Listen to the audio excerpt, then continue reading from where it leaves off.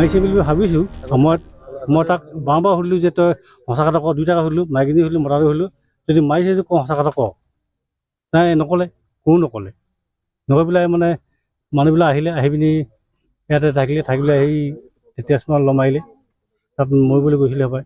যেতিয়া আমাৰ ঘৰত খবৰ পাওঁ ছোৱালীজনী নাইকিয়া হ'ল, কেনেকৈ কি হ'ল সুধিলোঁ, তেতিয়া ক'লে বোলে ছোৱালীজনী গাত চিন আছে। তেতিয়াহ'লে নিশ্চয় ছোৱালী ইমান ধুনীয়া ফ্ৰী ফায়াৰ তাৰমানে ফূৰ্তিকে আছিলে।